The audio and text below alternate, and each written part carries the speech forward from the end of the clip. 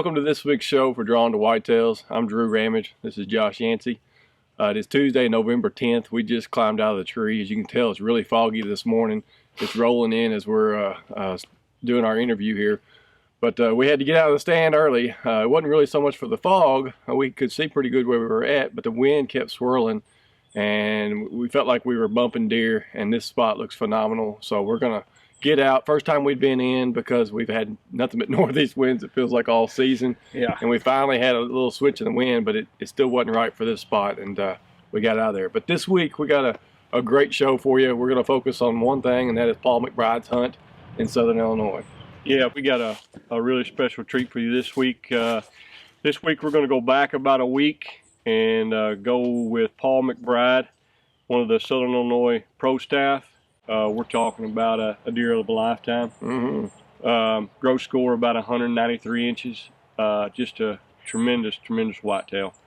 But let's set the stage right now for how the hunt plays out. Paul gets into the tree and gets set up, does a few grunt calls, and let's just watch how this tremendous hunt unfolds.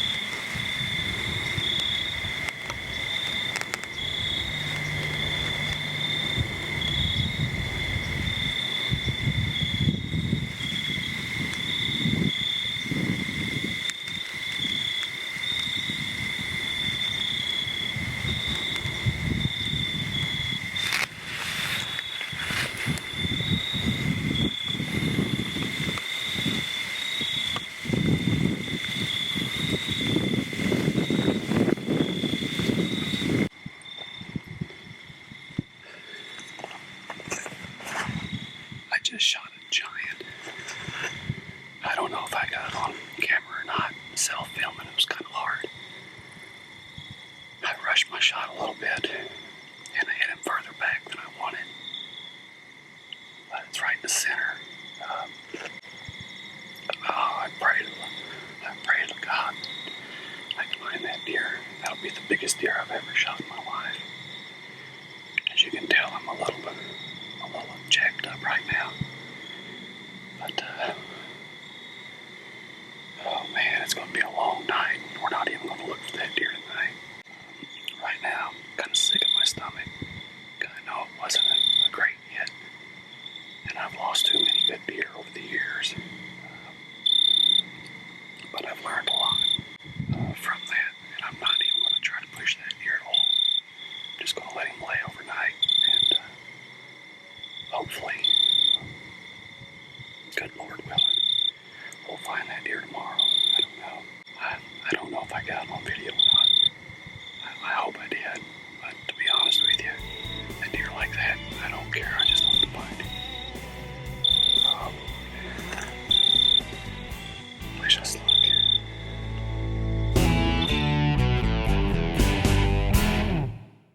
You got your bow too, right? Yep. I'll go. Okay, I'll go up. I'll text you when I get. All right, guys, this is what we got. We shot I shot a real good buck last night, October 31st. This is November 1st. We're going to go in here and try to find him. The hit was a little farther back than I wanted. I rushed my shot a little bit, trying to self-film and get the shot and try to kill the deer all at the same time. It got a little hectic up there. But I was fortunate enough to get the shot. Last night, Joel and Blaine and I reviewed the footage, and looks like a liver shot. The arrow looks like a liver shot. So when in doubt, back out. So that's what we've done. And we've sent Joel around already. He's going to go around to the back side of this deer where this deer was going, just in case he is still alive. Maybe he can get another arrow in him. We don't want to take any chances with a deer like this. And then we're going to go in this way and pick up the blood trail we left off. We had a little rain last night after the shot. Got me a little worried. I don't know how much blood we'll be able to find, but he looked like he was dumping pretty good in the video. Both sides. Both sides. So I feel, I'm not sure how I feel. I'm a little sick, a little worried, a little excited. There's a lot of coyotes on this farm too, and that's another thing that kept me up all night, worrying about these coyotes getting on this deer and pushing him out of the area. You can push a wounded deer, can go for miles, and you'd never find it again if that happened. So anyway, we're hoping for the best, but we're planning for the worst, and we'll see if we can find him. Come along with us and see what we can do. This is where he stood. Yeah, we're right here. We're on blood right now. A lot of blood.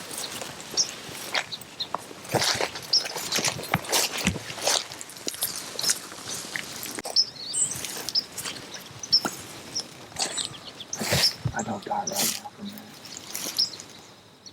Because I don't know how. Like I said, we're on good where we was.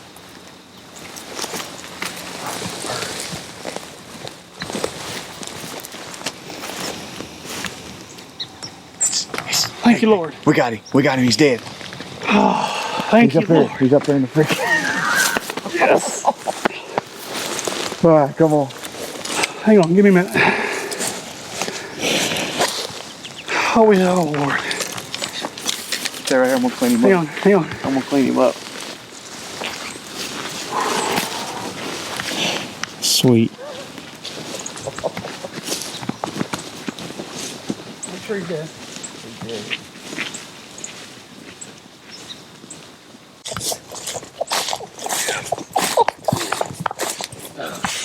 Oh, baby. He was dead last night. Oh, yeah, he's been there.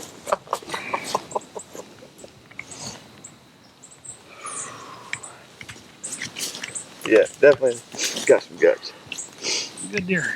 Oh, look at here. It's great. Yep. All right, guys. Well, here it is. It was a long, sleepless night, but we found him. We did the right thing. We backed out. Like we'd said earlier, it was a marginal hit, liver shot, but he didn't go another 40, 50 yards from where I shot him.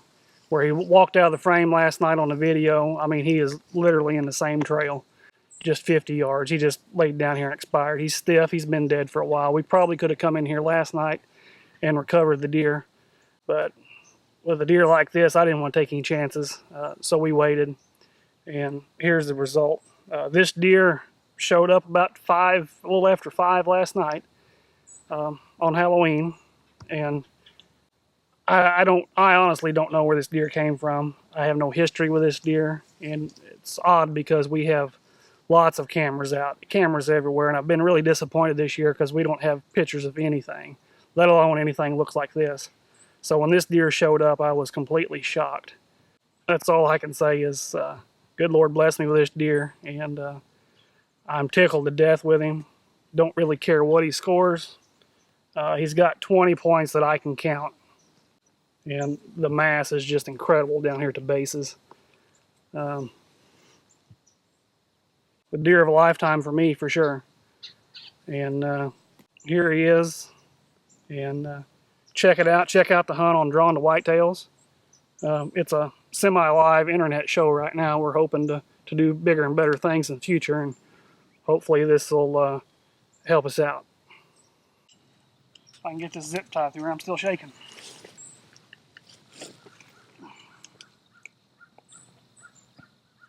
All right, there we go. The deer's now legal to transport. When we get back up to the truck, we'll call it in and get a number and put on there, and it will be legal beagle.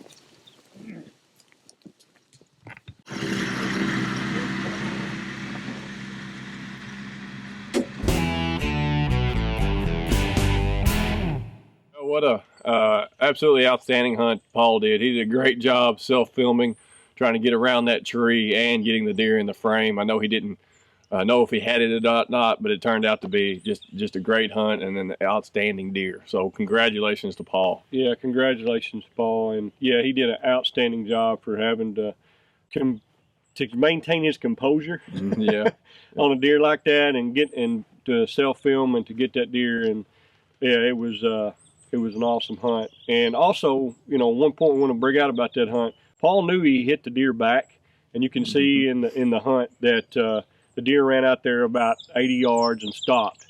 And we've all experienced that as bow hunters. If you ever hit a deer back, and most of the time the way they react will tell you where you hit. I mean, and you could tell that was a liver shot. Oh, yeah. And yeah. Paul knew that you know, the smartest thing to do was to back out of there and just let the deer lay overnight. And as you can see in the recovery, you know, the deer didn't go 40 yards. He was right around the corner. Just right around the corner. And, you know, so, you know, if you're in doubt, well, you know, you heard that a million times, back out. I mean, it's just not worth going in and bumping a deer, because if you do, I promise you, I've done it. You're going to run that sucker out of the country. Yeah, and their adrenaline gets pumping and they can keep going. Yeah, and you won't find him. But anyway, yeah, this was an awesome hunt, and we wanted to dedicate this show to Paul's hunt. And basically what we got coming up is that me and Drew, man, we've been hard at it for a week and a half here. Our weather's been warm. The deer movement has been just crazy. Dusk and dawn. Yeah, and we did get a cold front on this past weekend. And I want to lead into what we got for next week. Me and Jeremy Case, I spent the weekend filming him. And Saturday, November 7th, all I can say is we had an incredible day in the deer stand. Next week, we're going to show that footage to you. I've been deer hunting since I'm 12 years old, and that's about 30 years. And I don't think I've ever experienced a day what we spent on November 7th, Saturday. I will tell you, there was no kill. So it was the greatest day ever, almost. Almost. But that is the one thing about bow hunting. Right. You get to get out more, you get to enjoy it, you get to experience things like y'all experienced on that date, but it's tough to get them within that 40, 50 yards, especially if they catch you off guard. Right, and we'll show that. So anyway, we really appreciate y'all watching. Stick with us. We've had a lot of close encounters. We're seeing some good bucks, but it seems like the ruts It's kind of weird. It's weird. It's weird. I mean, I think a lot of it is taking place at night because of the weather, and I just think it's spread out this year. I think instead of being one peak spot, it's kind of spread out because y'all had 2 bucks tending does, and it's just been a little weird this year. Been a little weird. Yeah. But we've had some good close calls, and we still got a lot of people in the field, and hopefully we're going to put some bucks on the ground this week. Anyway, thanks for watching, and remember, season never ends. Thanks a lot.